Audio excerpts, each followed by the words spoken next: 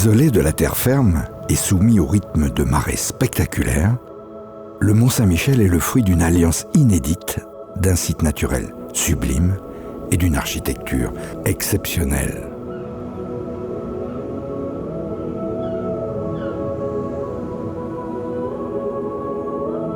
Le développement de son village est indissociable de l'abbaye bénédictine, fondée au tournant du 8e siècle et de sa consécration à l'archange Michel.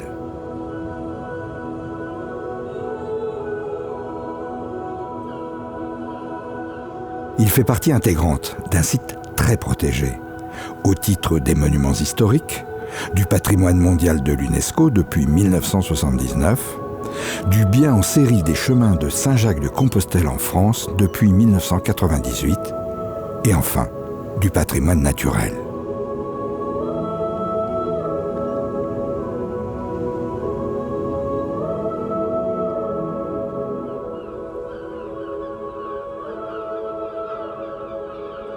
C'est vraisemblablement sur le flanc est du rocher, préservé des vents dominants, que les premiers habitants se sont établis.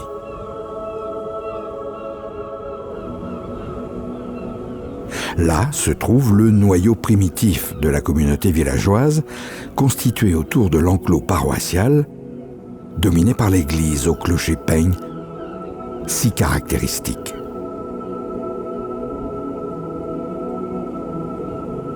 Ce secteur de la ville haute, le plus éloigné de la grève, présente encore un enchevêtrement de constructions, desservi par des ruelles tortueuses.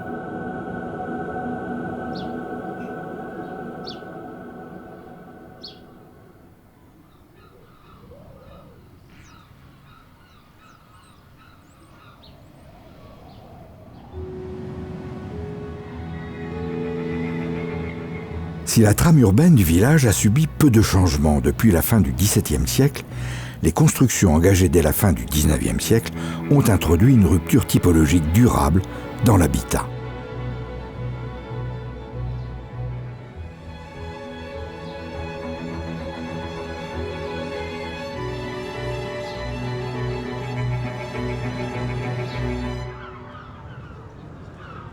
À proximité du châtelet d'entrée de l'abbaye, la maison de la Truquifile témoigne d'une fonction commerciale ancienne.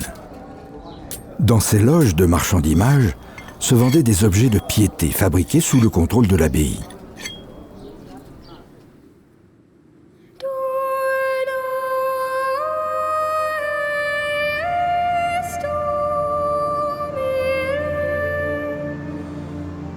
Après la guerre de Cent Ans, le village connaît un renouveau urbain et commercial qui se traduit par la construction de nouvelles maisons le long de cet axe majeur emprunté par les pèlerins, la Grande Rue.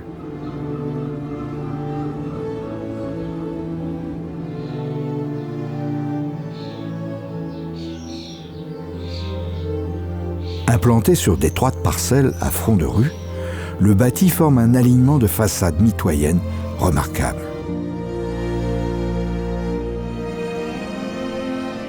Aux maisons du bas Moyen-Âge se mêlent des maisons tout ou partiellement reconstruites au XIXe et au XXe siècle.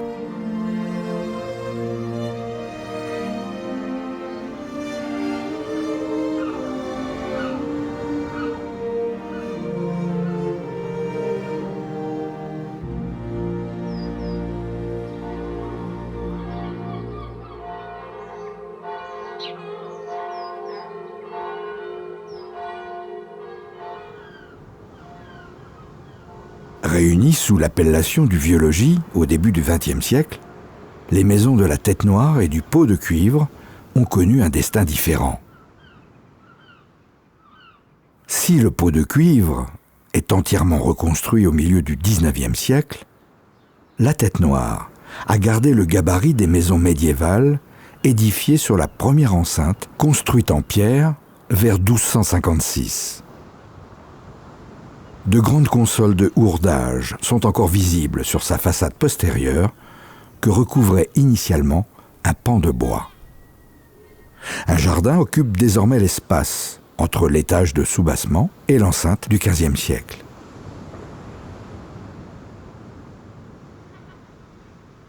Les constructions plus récentes, liées au développement du tourisme au tournant du siècle, s'élèvent au-dessus des remparts. Comme l'hôtel de la Croix-Blanche, édifié sur les plans de l'architecte avranchin Louis Cornille en 1910. Offrant une vue imprenable sur la Grève, elle témoigne de la vogue de la villégiature sur le mont. Au XIXe siècle et au début du siècle suivant, graveurs et photographes ont fait de la maison de la Coquille un motif pittoresque, représentatif de l'architecture vernaculaire montoise. Après la Première Guerre mondiale, elle connaît de grandes transformations. Le rez-de-chaussée devient un commerce, tandis que sa charpente et son bardage sont entièrement refaits par l'architecte en chef des monuments historiques, Ernest Herp, en 1950.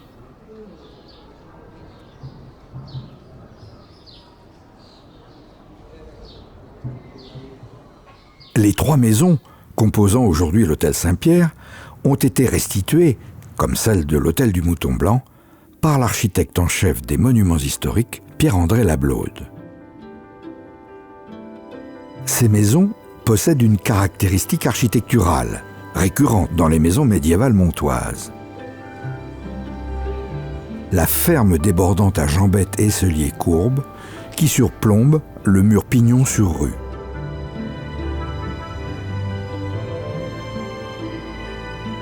L'ardoise s'adapte aux pans imbriqués des toits, soulignés par des tuiles faîtières à glaçure brune, répandues dans la vallée du Couesnon et dans le Cotentin.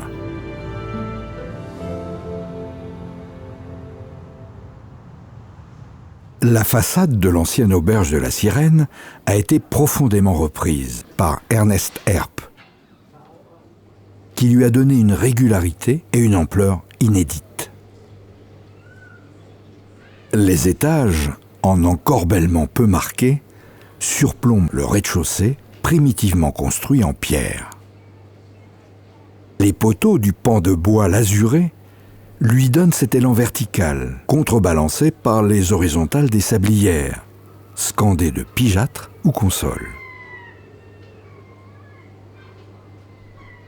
La façade postérieure sur cour laisse entrevoir une tour d'escalier en vis qui se répand dès le XVe siècle pour assurer une distribution plus rationnelle des pièces d'habitation. Sur la grande rue, la maison de l'Artichaut forme un passage surélevé.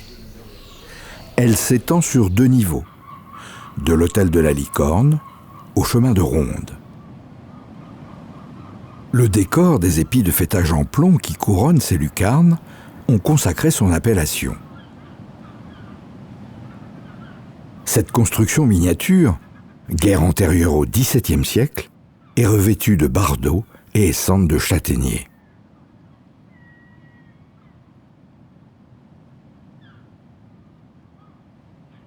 Édifiée sur le chemin de Ronde, la maison de l'Arcade s'apparente à la typologie des maisons dites à porche, anciennement occupée en rez-de-chaussée par une loge aménagée dans l'épaisseur du mur d'enceinte.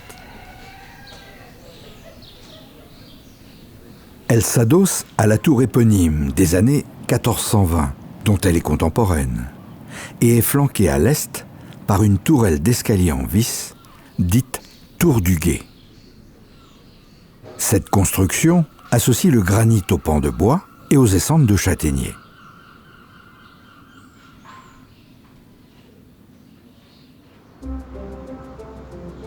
Lieu de rendez-vous prisé de l'intelligentsia à la Belle Époque, l'hôtel principal de la mère Poulard ouvre ses portes en 1888.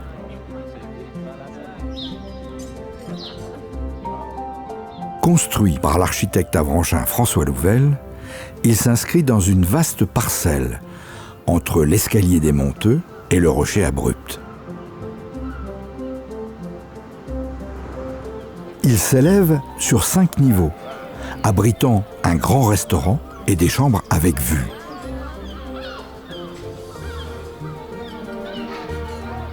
Cette construction marque l'aboutissement de la réussite économique du couple Anne et Victor Poulard, qui contribua en son temps à la renommée de la tradition culinaire normande.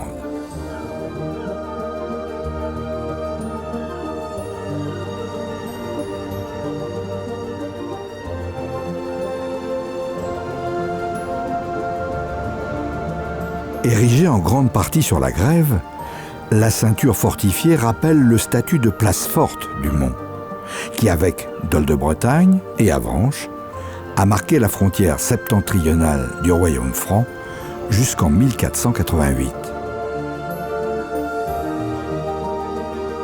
Ces contours actuels résultent des travaux menés au cours de la guerre de Cent Ans.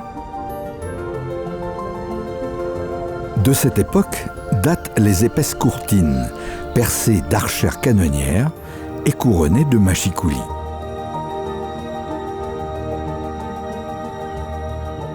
La paix retrouvée, les travaux se poursuivent, avec notamment l'érection en 1475 de la nouvelle porte, dite Porte du Roi, précédée d'un boulevard à pointe.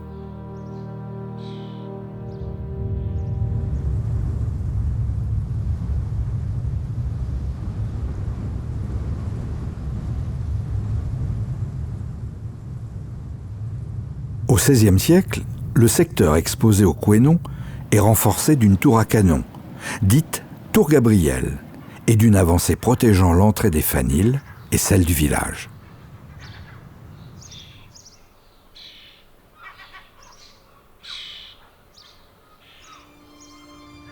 À l'issue des travaux de rétablissement du caractère maritime du Mont-Saint-Michel, le bijou de granit, comme l'appelait Guy de Maupassant, rayonne à nouveau au cœur du golfe normand-breton.